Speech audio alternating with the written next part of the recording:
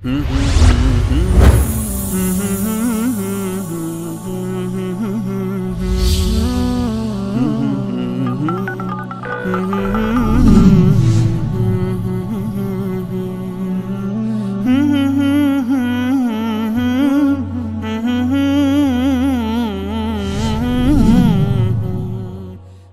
خسته نباشید. من بهاره تاجیک هستم، از کشور ایران تماس می‌گیرم. من سنی هستم.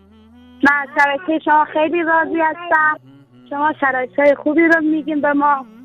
من یه آرزو دارم، دعا کنیم به آرزوم برسم. خدافظ.